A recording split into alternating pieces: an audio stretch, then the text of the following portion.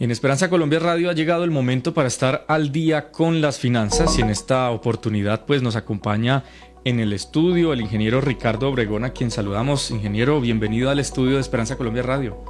Hola Henry, para mí es un placer y una alegría poder estar aquí hoy en vivo en los estudios de Esperanza Colombia Radio. La 1470 AM.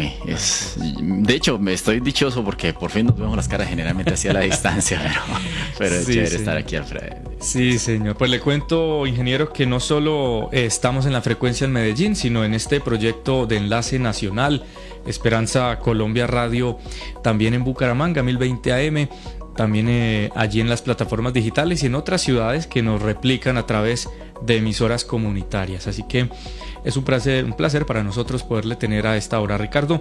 ¿Y cuál será el tema de hoy? Usted me lo mencionó, pero me gustaría, ya que lo tenemos en estudio, que usted pueda mencionárselo a los oyentes. ¿Qué vamos a estudiar hoy? Bueno, hoy vamos a analizar un tema que suele ser... vamos a mirar la envergadura de lo que es la mayordomía cristiana. Y cuando nosotros hablamos de mayordomía, lo primero que tenemos que entender es que mayordomía implica que vamos a ser administradores de algo que no es nuestro. Un mayordomo es aquel que gestiona cosas, bienes, recursos que pues no son propios. Y nosotros como cristianos reconocemos que Dios es el dueño de todo. Y de hecho, cuando nosotros leemos 3 de Juan, capítulo 1, versículo 2, la Biblia nos dice: deseo que seas prosperado en todo. Así que la mayordomía no es solamente cuestión de dinero. Hoy quiero que empecemos a darnos cuenta que la mayordomía no es solo dinero, sino que implica muchas otras áreas. Y por eso en Finanzas Bíblicas, aunque se llama Finanzas Bíblicas, impulsamos y motivamos a las personas que no solamente se concentren en el dinero, en las finanzas, en los recursos, en la economía, sino que también atiendan otro tipo de asuntos que no son necesariamente financieros. Y así que por eso, aunque lo primero que vamos a mencionar es el dinero, por supuesto, sí, pero vamos a impactar otros aspectos de la vida. Yo he escuchado ya recientemente ese concepto. Bueno, mayordomía no es solo dinero, pero terminamos hablando de dinero. Sí, definitivamente es dinero, pero más que el dinero es cómo usar el dinero para beneficio de mi crecimiento personal. ¿Sabe? Hay un factor allí de riesgo, y es que nos concentramos en hacer el dinero, pero no para qué. Y entonces yo creo que puede ser uno de los puntos importantes que podemos ir desarrollando, pero sea usted el que desarrolle el tema, por supuesto. Adelante. Muy bien. Obviamente lo primero que necesitamos hablar es acerca del dinero, porque el dinero está impactando todas las áreas de nuestra vida. Si lo pensamos bien, si usted piensa en lo que come, en lo que viste, incluso en el transporte, sí, claro, todo necesita dinero. Uh-huh. Entonces por eso el dinero impacta incluso hasta la vida espiritual. Claro que sí. Me he encontrado con muchas personas que su vida espiritual está mal porque su vida financiera está mal. Uh-huh. Entonces por eso el dinero es un área indispensable a la hora de gestionar, y hoy en día todo se mueve prácticamente por dinero. O sea, uh-huh, piense usted en el área más inverosímil de la vida y allí va a haber dinero. El simple hecho de yo tener que moverme, vestirme, caminar, casi que respirar, implica tener que ver con dinero. Sí, por eso Dios nos insta a que nosotros seamos buenos mayordomos, y por eso es una de las primeras inversiones que debemos nosotros hacer en educarnos nosotros mismos, en aprender a ser buenos administradores de lo que Dios nos ha dado. Así es. Llámese dinero o los recursos que pues hemos adquirido a través de con este dinero. Así es. Entonces, por ejemplo, Proverbios 22:7, con buena razón, nos dice: el rico se enseñorea de los pobres. Y para nadie es un secreto que pues los ricos gobiernan y los pobres son gobernados. Y de hecho, se han hecho varios experimentos, y casi siempre el que tiene dinero, muchas veces, he visto algunos experimentos experimentos sociales y cosas así, en donde inevitablemente el que tiene dinero, aunque no se lo diga a nadie más, por la forma de gestionar su dinero termina gobernando el grupo. Entonces, porque su actitud, su forma de ver la vida, la forma de percibir el entorno, de cómo se gestiona el mismo, sí, su mentalidad, hace que los demás piensen y actúen como: hey, este es un buen líder. Este es el líder. Aquel que tiene el dinero tiene el poder, por decirlo de alguna manera. Qué interesante concepto, porque no podemos negarnos a ello. Y a veces es incómodo hablar de dinero, y más en este contexto del cristianismo. Pero, ¿sabe? Hablábamos en un programa anterior el tema de la identidad del cristiano, que más que hablar era hacer, y que el dar a los pobres tenía que ver con el cristianismo, el dar. Entonces la gente dice, pero ¿qué voy a dar si no tengo? Y entonces no puedo vivir un cristianismo genuino porque no puedo dar, porque no tengo con qué. Y ahí lo que yo le resaltaba al principio, ¿para qué entonces tener el dinero? Y se vuelve allí como el asunto de discusión y de contrariedad, y genera también esa ansiedad. ¿Qué nos puede usted ayudar a desenredar ese problemita? Fíjese que ayer que llegué a Medellín, hablaba con el señor taxista que me trajo aquí al hotel. Y hablábamos y llegamos a la misma conclusión. Hay muchas personas que ganan mucho dinero. Uh-huh. Pero el hecho de que yo gane mucho dinero, si yo no soy canal de bendición para que ese dinero beneficie a otras personas, finalmente va a ser un problema para mí. Uh-huh. Entonces, me gusta el ejemplo que incluso nuestro Señor Jesucristo lo usó y varios escritorios, uh-huh, que es el ejemplo del agua. ¿Sí? Uh-huh. Si el agua rueda, es un agua viva, es un agua que sirve, es un agua buena. Lo mismo sucede con el dinero. Si el dinero no está en movimiento, no sirve. Uh-huh. Necesita moverse. Si yo tengo que convertirme en ese canal de bendición hacia los demás. Entonces, si yo ayudo a los demás, a mí me gusta pensar que Dios es un gran inversionista. Entonces, un inversionista está buscando en dónde poner su dinero para que funcione, para que crezca. Entonces, que tenga propósito. Claro. Entonces, si yo encuentro la forma en que yo me convierta en ese empresario que Dios puede invertir para ser canal de bendición para otras personas, pues Dios es como ese gran inversionista, va a poner más dinero en mi empresa para que sea todavía mayor bendición. Uh-huh. Entonces, cuando yo empiezo a ver las cosas de esa manera, cuando yo me empiezo a dar cuenta que yo simplemente soy un mayordomo de Dios, uh-huh, empiezan a fluir las bendiciones, empieza ese río, esa agua a fluir, a moverse. Sí. Entonces, por eso yo no puedo pensar, ok, no es que yo solamente me tengo este dinero para vivir y me lo como todo porque es que no tengo más. Pero eso no es cierto. Y justo ayer hablé con el taxista con el que veníamos hablando, es que los problemas de dinero no se resuelven con dinero, sino que yo tengo que empezar a entender que yo tengo que ser también canal de bendición para otras personas. Y si yo me como todo el dinero, todo lo que me gano, no voy a poderme dar la oportunidad y el privilegio de ser bendición también a otras personas. Sabe que este concepto también me gustaría de pronto relacionarlo con la responsabilidad del discipulado. Fuera de micrófonos me mencionaba algo, Ricardo, que me quedó sonando ahora que hablamos, y es el tema de cómo una persona que puede tener un poder adquisitivo no es solo el hecho de dar dinero por dar. Es decir, yo tengo un dinero, entonces usted está en una situación económica difícil, ok, le doy una plata para que usted se ayude. La mayoría de los casos esa plata se vuelve nada, ¿no? Se vuelve nada. ¿Qué importancia hoy día también de tener como la responsabilidad a aquellos que tienen un poder adquisitivo, que quieren ayudar, que aprendan también a ayudar? ¿Y cómo lo conecto con el discipulado? Muy sencillo, porque debe haber un acompañamiento, debe haber también unos principios éticos y una relación, un contrato social ahí entre el que da y el que recibe, para que lo que nosotros demos también tenga un movimiento en cadena. Si yo le doy a usted, Ricardo, y lo acompaño y también le doy de mi experiencia y estoy pendiente de cómo le va en lo que usted va a invertir y le aconsejo para que de pronto no tome ese camino, sino vaya por este lado, y veo que usted crece con lo que yo le di, seguramente también debo invitarlo a usted para que usted vaya a hacer eso con Andrés, con Pepito, para que se vuelva una cadena, y eso se puede convertir en un discipulado. Dios me da a mí, le da a Henry, entonces yo voy a Ricardo y me vuelvo amigo de Ricardo, quien quiere hacerle bien a Ricardo, conozco su vida, y entonces, listo, las necesidades que tiene son estas, bueno, vamos a aportar por este lado, pero voy a acompañarlo, voy a permitir que esa empresa crezca, que incluso lo responsabilice a él de devolverme algo de eso para que él tenga valor lo que les estoy devolviendo. Y entonces en algún día usted, Ricardo, diga, me ayudaron, aprendí a ayudar, ahora yo ayudo y asimismo me sigo ayudando en lo que hago. Yo creo que sería bonito si el concepto de discipulado también lo tuviéramos en cuenta a la hora también de hablar de ayuda, de finanzas, de desarrollo económico, porque seríamos cristianos que daríamos con ganas, daríamos con gusto y que estaríamos buscando a quién ayudar, ¿cierto? Sí, y de hecho, ese es el quinto punto que vamos a mencionar hoy. Me adelanté pues. Pero básicamente así es, yo tengo que aprender a que si yo no me enseñoreo del dinero, el dinero se va a enseñorear de mí, ¿sí? Entonces el dinero me va a empezar a controlar a mí.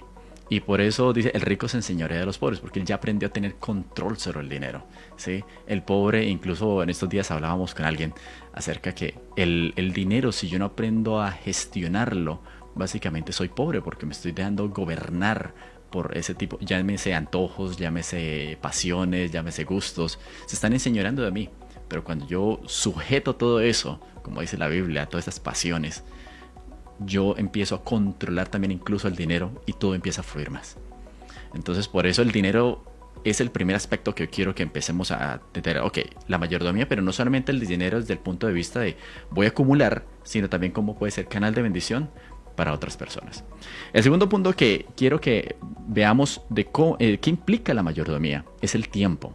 Y aunque ya aquí en la emisora hemos hablado varias veces del tiempo, porque es el mayor activo que tenemos, nos guste o no, todos intercambiamos dinero por tiempo. Y este es un concepto que para los seguidores de algunos gurús financieros van a decir, no, es que yo tengo que buscar que el dinero no sea, yo no intercambie tiempo por dinero. ¿Sí? Y esto es un concepto muy popular y que en redes sociales lo venden bastante. No, usted no tiene que cambiar su tiempo por dinero. Pero cuando lo pensamos bien, todos cambiamos, absolutamente todos cambiamos tiempo por dinero. Entonces, llámese un gran inversionista, un gran empresario o simplemente un empleado. Todos cambiamos tiempo por dinero. Entonces, cuando yo empiezo a darme cuenta que yo tengo que administrar bien el dinero, el tiempo, y entonces yo me doy cuenta que, ok, este es un bien que debo cuidar mucho, que debo administrar muy bien. De hecho, Efesios 5, 15 y 16 dice, Efesios 5, 15 y 16 dice, mirad con diligencia cómo andéis, aprovechando bien el tiempo. Así que si no manejamos bien nuestro tiempo, nunca lo vamos a tener. Además es algo que se pierde para siempre. Y pues como no es nuestro, debemos usarlo correctamente. Todo le pertenece a Dios. Por eso esta cuestión del tiempo debemos aprender a gestionarla muy, pero muy bien. ¿Verdad? Nosotros como cristianos a veces nos olvidamos, simplemente decimos, no, voy a perder un ratico, ¿sí? Voy a perder un poquito el tiempo, vine aquí a perder un rato el tiempo. Pero nosotros tenemos que aprender a gestionar bien el dinero. No estoy diciendo que no se tomen las vacaciones, porque eso también hace parte de la administración de la vida. Está bien, por ejemplo, reposar, descansar, eso también hace parte de la buena gestión del tiempo, el descanso, recargar baterías. De hecho, eso está bien. Y hay un dicho, creo que uno de los expresidentes de Estados Unidos, no recuerdo quién fue, decía, si vas a cortar un árbol, trata de que pases la mayoría del tiempo afilando el hacha. Recarga baterías, ¿sí? No todo es trabajar, pero parte de esa gestión del tiempo implica prepararme, implica aprender, implica descansar. Por eso de hecho el sábado estaba teniendo una charla sobre lo importante que es el descanso, incluso para la salud mental de las personas. Y eso es también mayordomía. No, y la sabiduría de Dios al dejar un día especial para descansar. Sabe que hemos tenido, en referencia a eso del descanso, hemos tenido diferentes reflexiones. Y una de ellas surgía con una especialista en salud mental. Y yo le preguntaba, mira, alejémonos de todos los paradigmas religiosos. Alejémonos de todos. Vamos a hablar objetivamente desde la ciencia. ¿Qué pasaría, le decía, doctora, qué pasaría si el mundo entendiera, acatara y legislara que el sábado fuera un día de descanso en el mundo? Y las fábricas se detienen, y la industria se detiene, y el comercio se detiene, y las familias tienen que estar juntas, en fin. Me decía, se acabarían muchos de los problemas que hoy tenemos. Así, me dijo. Y le tiene razón. El descanso es fundamental, pero un descanso consciente también. Todo se va basando es como en el orden también. Yo siento que esto tiene que ver también con el concepto del orden. La temperancia. Cierto, tiene que ver con nosotros administrar muy bien y planificar muy bien, porque creemos que las vacaciones es despilfarrar dinero, pero si yo planifico las vacaciones, presupuesto las vacaciones, ahorro el dinero suficiente para comer lo que deseamos comer, gastar lo que deseamos comer, el mejor hotel que se pueda, y todo lo planifico y lo ahorro, seguramente voy a disfrutar de las vacaciones y el descanso programado me va a traer un beneficio también para seguir en mis actividades. Yo creo que eso también es interesante, la planificación y todos estos conceptos, ¿no? Un tip, sí. que de hecho lo tenemos en el curso que tenemos en finanzas bíblicas. Y la Biblia nos insta en Deuteronomio a que tenemos que aprender a ahorrar para nuestras vacaciones. Dice, ¿cómo? Sí. Sí, de hecho la Biblia dice que cada 3 años reunamos el diezmo de esos 3 años y lo usemos para deleite nuestro, para regocijarnos con nuestra familia y para pasarla bien. O sea, fíjese que no dice que como los otros diezmos que se mencionan en la Biblia, que lo de al pobre, que lo de al santuario, este tipo de cosas. No, dice, disfrútalo tú y tu familia y regocíjate. Así que Dios está interesado en que usted y yo también la pasemos bien. Y yo le digo a las personas, vea, está bien tomar vacaciones. Piense en lo que usted puede ahorrar. La Biblia recomienda un 10%. Pero imagínese que usted ahorrara el 5% durante 3 años. ¿Cuánto sumaría eso en 3 años? Pensemos en el salario mínimo aquí en Colombia. Redondeémoslo a 1 millón para que las cuentas sean más rápidas. Entonces, el 5% mensual serían 50,000 pesos. Si eso lo ahorramos por un año, entonces serían 600,000 pesos. Si eso lo multiplicamos por 3 años, serían 1.800.000. O sea, estamos ahorrando solamente el 5% mensual. 1.800.000 creo que sería más que suficiente para poderse una familia tener unas buenas vacaciones en un lugar aquí en Colombia. Muchas personas dicen, no, pero es que no tengo ni 100,000 pesos ni 200,000 pesos para tomar vacaciones. Pero si usted lo piensa, 1.800.000, usted dice, oye, ya con el 1.800.000 me puedo dar un paseo a la costa o yo qué sé, y la pasa bien. Entonces aquí viene nuevamente el principio de gestión, de buena mayordomía. No somos dueños de las cosas, pero Dios dentro de eso que nos da, también nos da para que disfrutemos. Por eso es importantísimo la gestión del tiempo, ¿sí? Y el tiempo implica necesariamente dinero. Cuando yo aprendo a regocijarme con mi familia, que de hecho lo vamos a hablar también ahorita, lo de las relaciones, yo aprendo que Dios, en su infinita sabiduría, y aquí ya paso al tercer punto, que es la salud. Todo esto finalmente repercute en nuestra salud. Entonces, cuando yo me doy cuenta que el dinero no es mío, pero lo administro para Dios. El tiempo no es mío, pero lo administro para Dios. La salud no es mía, pero la administro para Dios. Si yo no tengo salud, entonces yo no puedo gestionar el tiempo. No puedo gestionar el dinero. Así es. Entonces, por eso es importante que yo me empiece a dar cuenta que mi salud debo cuidarla. Entonces, una persona dice, pero yo por qué debiese, por ejemplo, yo les suelo sugerir a las personas que al menos una vez a la semana coman una dieta netamente vegetariana. Eso una vez, no necesito vuélvase vegetariano, no, una vez a la semana. Y ya está comprobado que esto va a desintoxicar su cuerpo, le va a dar a usted más energía, más vigor. Entonces, ¿por qué no hacerlo? Algo tan simple como un simple día. Entonces, es hacer ejercicio, tomar buen agua. De hecho, aquí en la emisora se ha hablado bastante sobre los 8 remedios naturales. Sí, así es. ¿Sí? Tomar buen sol. Todo esto va a repercutir en mi salud y poder tener una mejor mayordomía de este cuerpo, que de hecho la Biblia nos lo dice en 1 Corintios 6, 19 y 20. ¿O ignoráis que vuestro cuerpo es templo del Espíritu Santo y que no sois vuestros? Debemos cuidar también nuestro cuerpo, nuestra mente. Y por ejemplo, ¿qué vemos?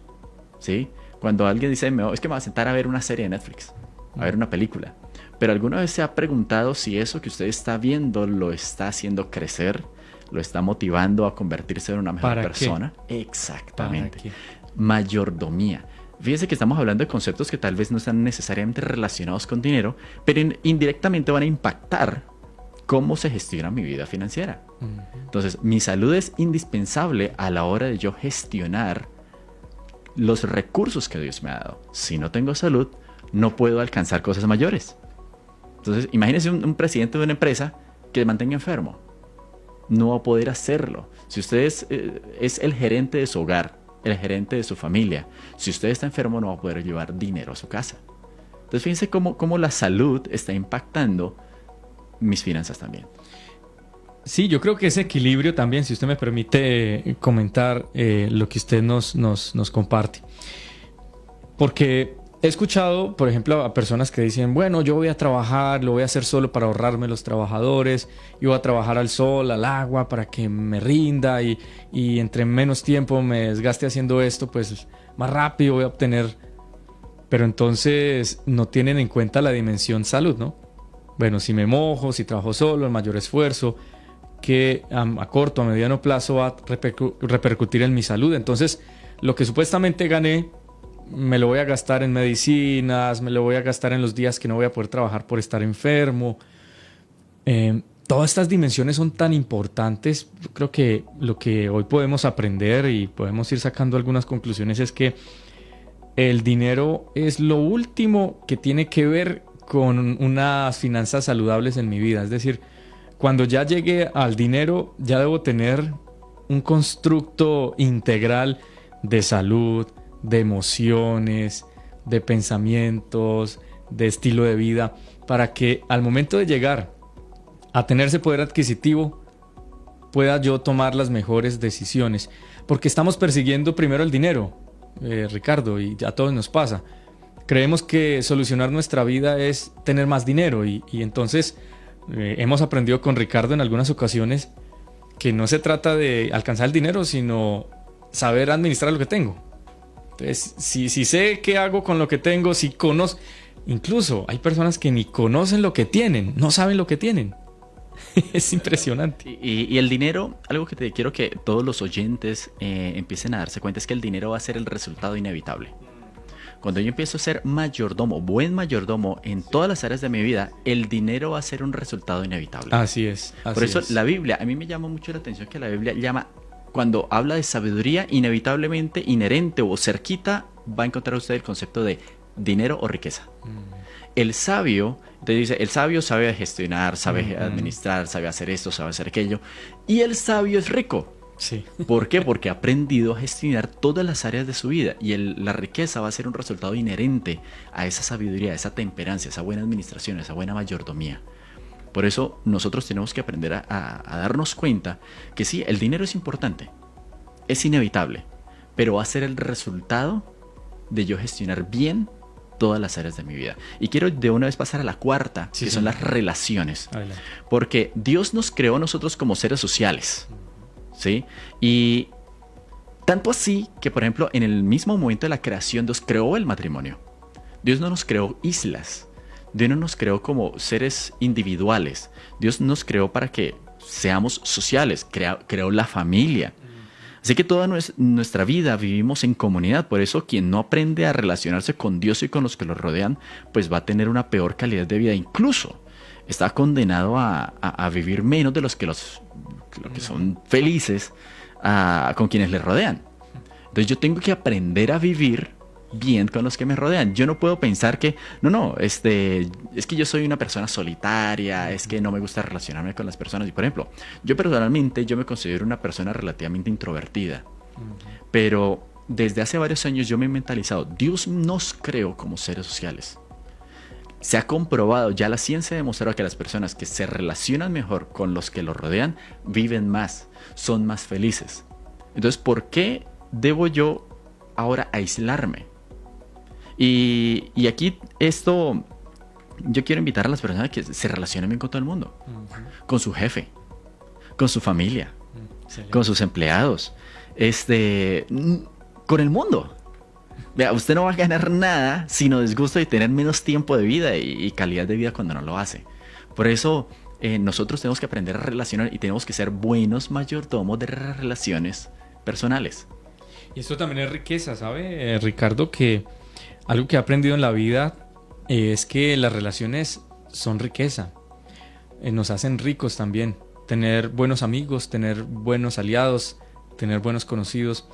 En situaciones que el dinero no puede solucionar un asunto, lo hace una llamada, lo hace un contacto, lo hace una visita, ¿verdad? Creo que es muy importante, Ricardo, hacer énfasis en que parte de nuestra vida, las relaciones sociales deben ser ese componente que haga parte de esa riqueza integral. Yo no sé si exista el concepto de riqueza integral o lo podamos nosotros aquí patentar, pero la riqueza no es solo el papel moneda. El papel moneda nos da, digamos, un poder intercambiario, ¿no? Nos permite ir con la sociedad y hacer un acto de intercambio entre papel moneda y algún bien, pero no es el fin. Es muy importante. Incluso yo considero, Ricardo, que las relaciones sociales son más importantes incluso que el papel moneda. En muchas ocasiones recuerdo que para entrar a algún concierto, para ir a un restaurante, el papel moneda no ha sido necesario porque tengo un conocido en el restaurante, porque tengo un amigo en el concierto, que porque un amigo tiene el vehículo y me lleva, en fin. Entonces he visto cómo el papel moneda pasa a un segundo plano cuando la relación social es mucho más fuerte. Incluso en los medios de comunicación, Ricardo y oyentes, muchos de los intercambios se hacen no con papel moneda, sino en especie. Es decir, los medios ofrecen el servicio de la difusión del producto y el productor ofrece otro tipo de cosas más que dinero. Entonces sí considero que las relaciones sociales caben perfectamente y hacen parte de la mayordomía. Ahora, quiero que expandamos un poco el concepto de las relaciones. ¿Por qué? Usted mencionó ya parte del asunto. Un buen negocio, ¿sí? Y aquí ya vamos a hablar de dinero. Sí, sí. Un buen negocio por lo general no se cierra con la persona que ofrezca más dinero, sino con la que usted haga más empatía, con la que simpatice más, con la que conecte más. ¿Sí? Una persona, un cliente no le compra a la empresa que necesariamente lo venda más barato, sino con la que se sienta más identificado, con la que haya más conexión. Por eso las empresas en su publicidad tratan de hacer mucha conexión emocional, porque saben que la relación con el cliente es indispensable, con los proveedores, con los empleados. Un empleado, y leí hace unos días un estudio, que los empleados no se van de las empresas necesariamente por la buena o mala paga que tengan, sino por la relación, por el ambiente en el que se mueven. Por cómo los hagan sentir y valer. Exacto. Entonces, fíjese que esto es un valor implícito allí que está reflejado en dinero. Porque, por ejemplo, yo he contratado muchas personas y cuando hablo con las personas, lo primero que trato de hacer es una conexión emocional. Y hay personas que se asustan cuando uno trata de hacer esa conexión. Pero es que las empresas, ¿sí?, funcionan a través de relaciones. Si yo voy a hacer lo que ellos llaman networking. Si yo no tengo conexiones, no puedo hacer negocios, no puedo hacer ventas, no puedo hacer todo este tipo de cosas que son imprescindibles para poder salir adelante en el mundo de los negocios.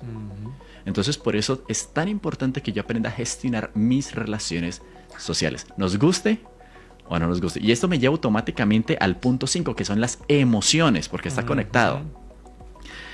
Y Dios nos creó como seres afectuosos. Y no está bien entregarle, y esto, por ejemplo, a los que están jóvenes o a los que están con parejas, no está bien entregarle los sentimientos y emociones a una persona de primerazo. Y, por ejemplo, particularmente las mujeres lo saben muy bien.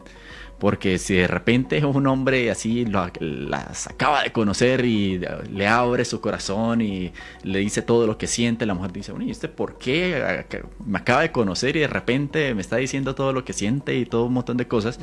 Y ya da una mala espina. Sí, sí, sí.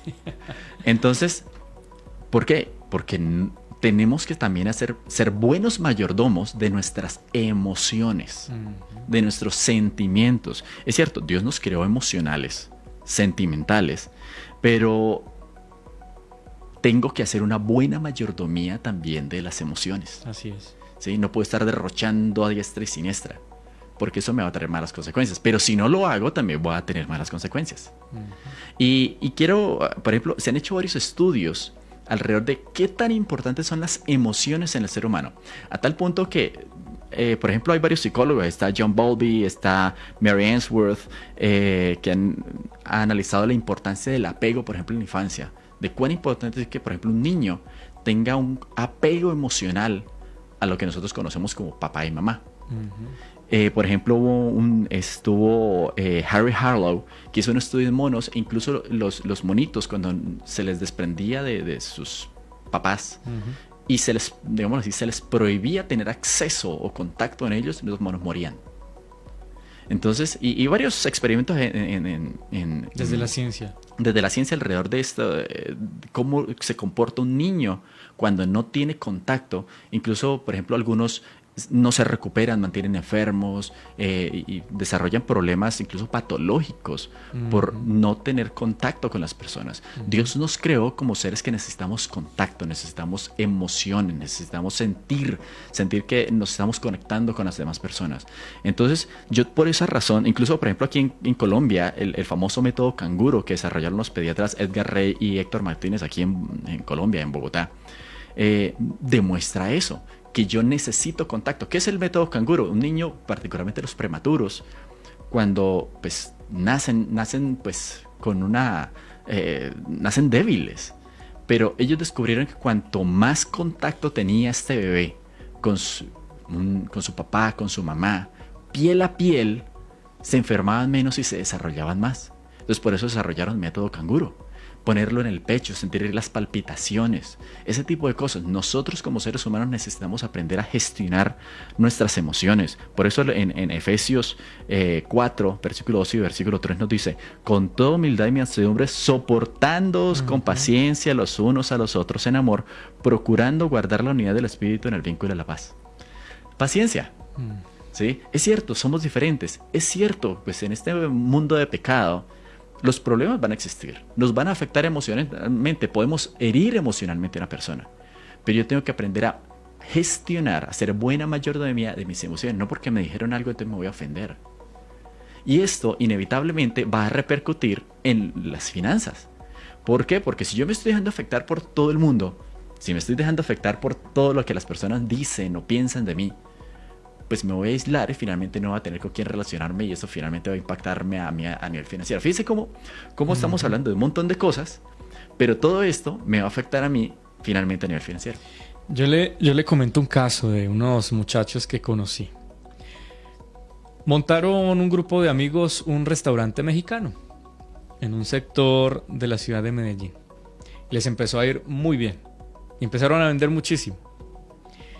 Uno de ellos tuvo una pelea con su hermana, quien era una de las que había también financiado parte del negocio. Pero la hermana no participaba activamente de todos los procesos del restaurante, simplemente había aportado algo de dinero para iniciar.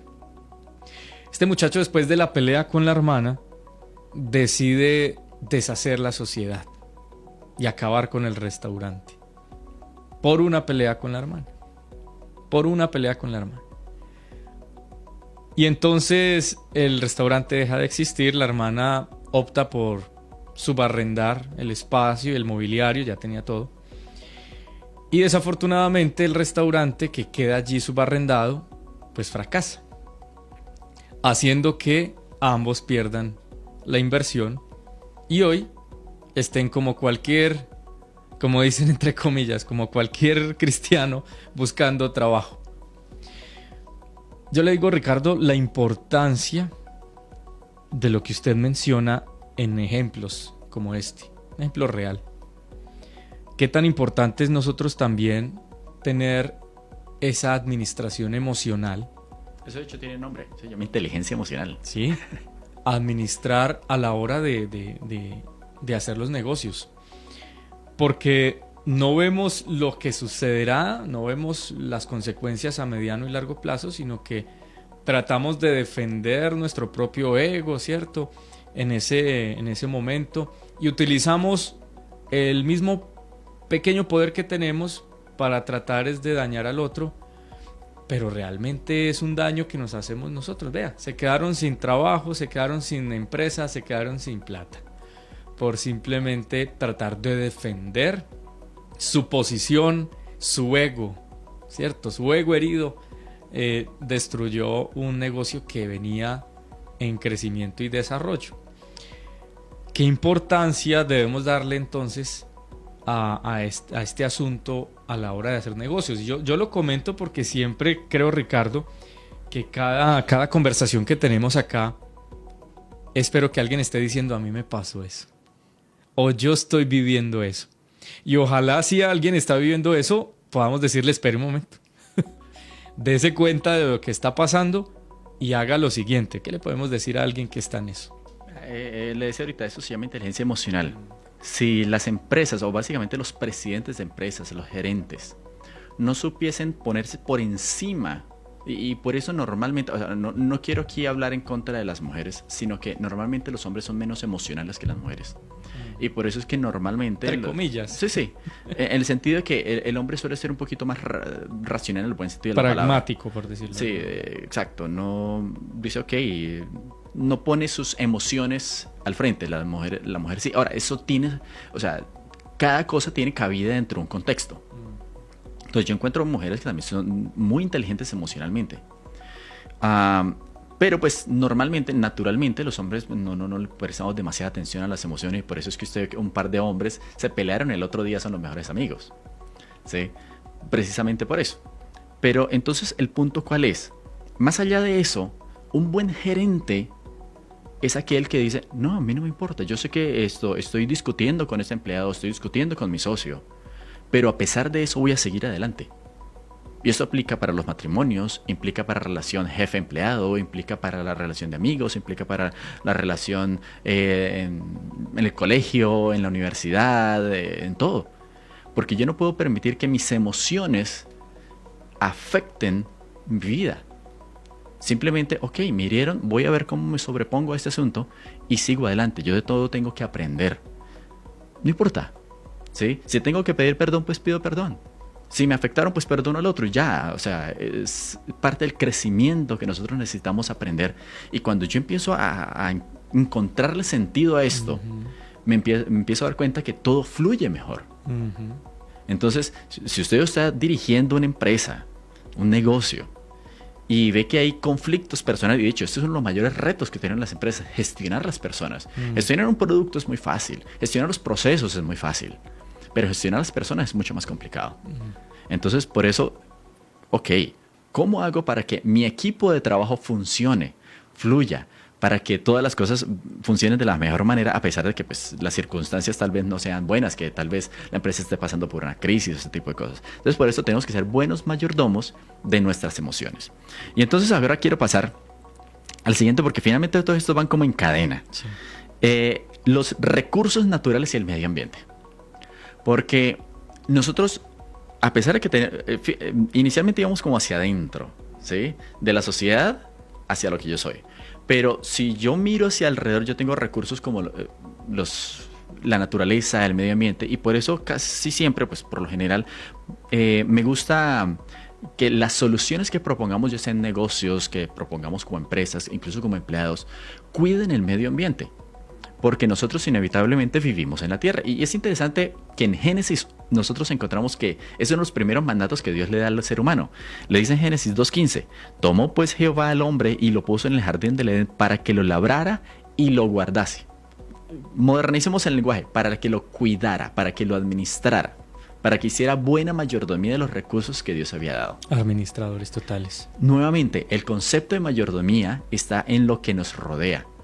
Es que recibí esto y esto es desechable. ¿Cómo así que es desechable? Dios en la vida no nos dio nada desechable. ¿Se imagina que la salvación fuese desechable? ¿Se imagina que la vida de las personas fuese desechable? ¿Que los sentimientos de las personas fuesen desechables? ¿Que las personas fuesen desechables? Fíjense cómo esto tiene un impacto gigante. Entonces yo no puedo pensar que en todo lo que hay en la vida no es desechable. En la naturaleza todo se recicla, todo se reutiliza, todo funciona en círculo. Entonces yo tengo que aprender a cuidar. Y es algo muy interesante que encuentro en Apocalipsis: es que Dios viene a destruir a los que destruyen la tierra. Así que el principio fundamental, al principio dice: cuídenla. Y en Apocalipsis dice: ok, los que no la cuidaron, vengo a destruir a esos que no la cuidaron. Entonces por eso yo tengo que empezar a ser buen mayordomo de los recursos que Dios nos ha dado. Y esto me lleva al séptimo y último, que es el emprendimiento de los negocios. Porque no hablo solamente de quienes tienen una empresa, porque ser un buen mayordomo en los negocios implica ser un empleado ejemplar, un jefe ejemplar. Implica, desde luego, pues ser un empresario ejemplar. Y por eso me gusta motivar a las personas de que sean ejemplares en lo que hacen, en donde están. Llámese en la empresa, por ejemplo, un cliente. Si yo soy cliente, yo tengo que ser un cliente ejemplar. Si yo soy el vendedor, yo tengo que ser el vendedor ejemplar. Yo tengo que conectarme bien con los clientes, con los proveedores, con los empleados, donde haya un beneficio común y no solamente el propio. Y es algo que cuando yo como empresario empiezo a entender, o empleado, porque no necesariamente empresario, empiezo a entender este concepto de que yo tengo que buscar el beneficio común. Y por ejemplo, piense usted en una venta. Hay muchas personas que dicen, vea, a mí me interesa hacer la venta, pero es que si usted se preocupa solamente por la venta que va a hacer, no está obteniendo recurrencia. Y para que un negocio sea sostenible necesita recurrencia, múltiples ventas consecutivas. Así que yo tengo que ser buen administrador en el emprendimiento de los negocios y en todo. Un emprendimiento es básicamente la simbiosis de todo lo que hemos mencionado. Uh-huh. Entonces, tengo que tener una buena relación, tengo que hacer buena gestión del dinero, tengo que gestionar bien las personas, tengo que gestionar bien los negocios, tengo que gestionar bien las relaciones interpersonales, tengo que llevarme bien con los clientes, bien con los proveedores. Todo esto hace que, y pues a la larga, esto va a generar también un buen ambiente para los accionistas. O sea, si yo soy un buen empleado, tengo buenos proveedores, tengo buenos clientes, esto se va a repercutir en que también los accionistas se beneficien. Entonces, todos, y si usted es empleado, piensen cómo voy a beneficiar a la empresa, porque hay empleados que he encontrado que dicen, no, yo simplemente, yo vengo aquí a que me paguen, yo trabajo por la hora y ya. Pero es que eso no es ser un buen mayordomo. Un buen mayordomo es aquel que gestiona también para que su empresa, para que su negocio funcione mejor. Si yo no gestiono bien ese negocio como empleado, pues simplemente yo voy a ser el afectado. Uh-huh. Me pueden despedir, puede haber un recorte. De hecho, hace unos días en cierta empresa con la que tengo negocios despidieron un montón de gente porque había una crisis. Nadie se lo esperaba, fueron como 60 personas que despidieron. Entonces yo tengo que aprender a que finalmente los negocios es la síntesis de todo eso. Hay personas que, y es muy común, me llaman y dicen, Ricardo, necesito que me ayude para sacar el negocio adelante. Uh-huh. Y la primera pregunta que le hago es, ¿y cómo está su casa? ¿Cómo están sus relaciones? Tremendo. Y dicen, no, pero es que yo necesito mi negocio. No. El negocio es el reflejo, la unión de todo esto que hemos hablado. Y debe ser una relación sincrónica, ¿no? ¿Cierto? No puede ser disonante llevar la casa.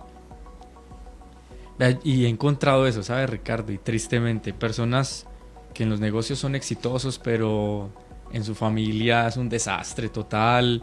Y entonces el negocio es como la cara bonita de la persona y la familia es la oscuridad. Y en algún momento eso choca y genera un caos, ¿no? Vean, ese tipo de casos en donde el negocio aparentemente va bien, pero su casa no, casi siempre a mediano o largo plazo va a producir que el negocio también fracase. Porque eso significa que allí hay tal vez una opresión en el negocio. Tal vez hay una mala gestión. Tal vez algo está sucediendo en el negocio, que por alguna razón está en la cuerda floja. Se está sosteniendo porque, bueno, yo soy la autoridad. Las consecuencias del hogar van a llevar al negocio al fracaso. Un divorcio, por ejemplo, puede llevar a un problema también. Unos hijos que tengan... Vea, conozco una persona, Ricardo, que tiene un negocio muy próspero, pero nunca se le puede ver los resultados. ¿Sabe por qué? Porque tiene unos hijos problemáticos, despilfarradores, a cada rato tiene que estar sacándolos de problemas, entonces no puede hacer que su negocio crezca. Y es un negocio muy, muy prometedor y tiene bastante trabajo, pero pero no se puede disfrutar o no se le puede ver como un crecimiento exponencial porque uno siempre está pendiente de lo que hicieron los hijos, la esposa despilfarrando el dinero todo el tiempo. Entonces no hay como un crecimiento, sino que hay como un estancamiento. Ahora que usted menciona eso, de que la familia y el negocio deben estar en una armonía, eso es real, eso es real. ¿Qué problemas? ¿Será que el hogar puede ayudar a mejorar el negocio o el negocio puede ayudar a mejorar la familia? ¿Eso hay alguna relación ahí? Generalmente va desde el hogar hacia el negocio. Okay. No va al revés, no puede ser. No, es difícil que vaya al revés, porque generalmente el negocio es el reflejo de lo que yo soy en el hogar. El 99% de los casos es así. Es difícil que suceda al contrario, porque finalmente el negocio es el reflejo de lo que yo hago. Y por eso me gusta lo que dice Levítico 19:13. No oprimirás a tu prójimo, ni le robarás, no se detendrá el salario del jornalero en tu casa hasta la mañana. Y fíjese que aquí hay algo interesante, y es que, por decir algo, si usted le está retrasando el pago a un empleado, por la razón que sea, es muy probable que esté haciendo algo mal. ¿Sí? Usted puede decir, no, pero es que fue porque mis proveedores se demoraron en pagar. No, algo está sucediendo mal, algo no está funcionando. Porque si yo soy buen mayordomo, tengo que hacer provisión para los tiempos malos. Entonces, y la Biblia en diferentes ocasiones me cuestiona a mí de cuán riguroso tengo que yo ser con mis empleados. Sí. En el sentido de que si usted le dijo que a los empleados que el primero de cada mes le va a pagar, el primero de cada mes el dinero tiene que estar en su cuenta, indiferentemente cómo está en la empresa. Porque su responsabilidad como mayordomo, no solamente de la empresa, sino de los empleados, es que usted cumpla su parte. Si por alguna razón no puede cumplir, significa que algo está funcionando mal.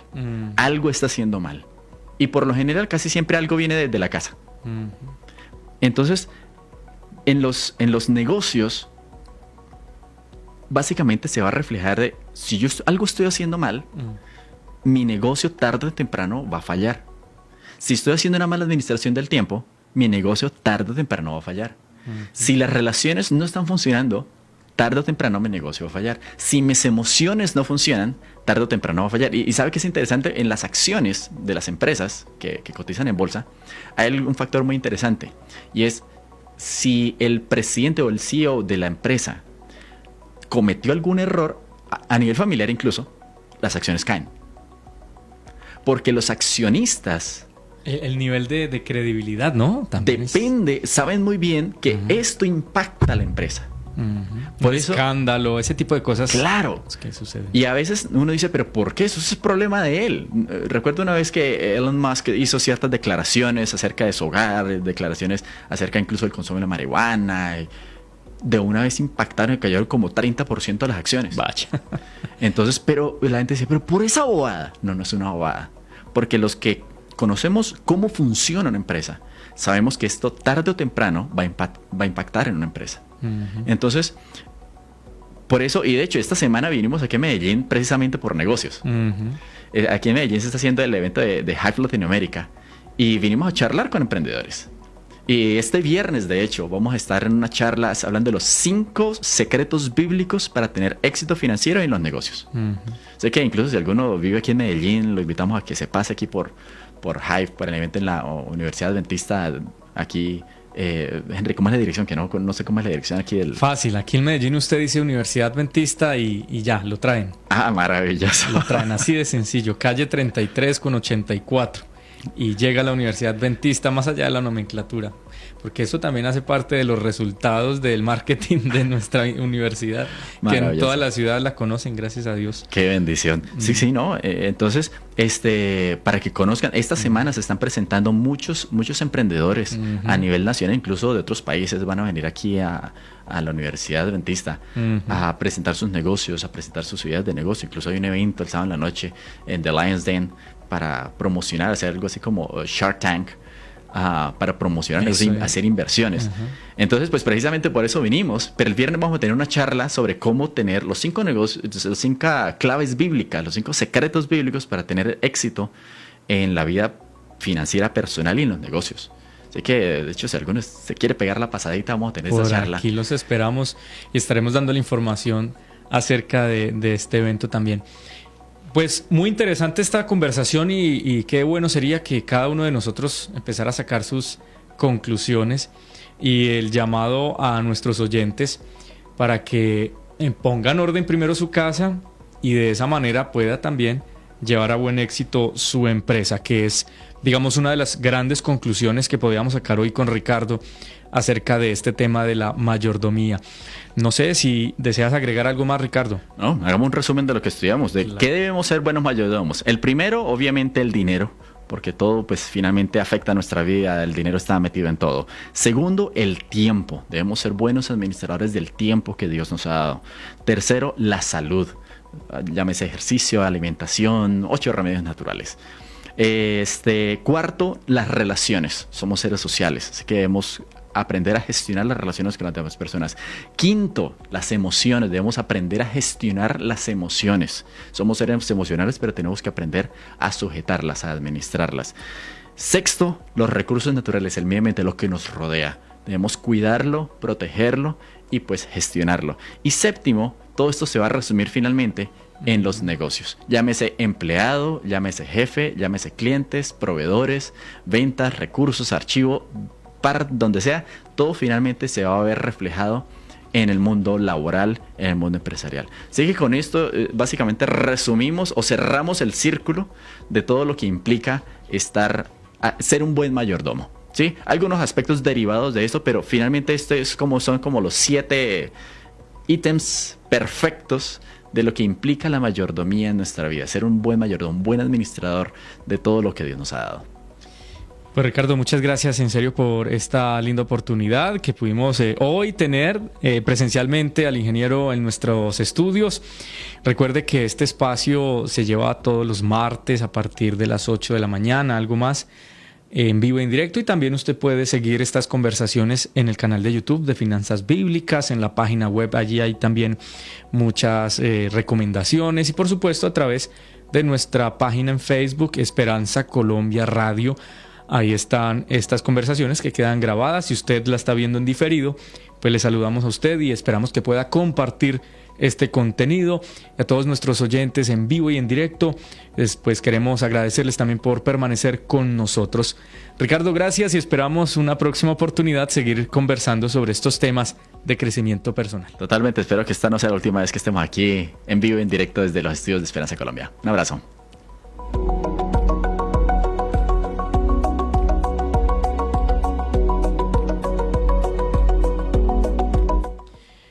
Muy bien, y siendo la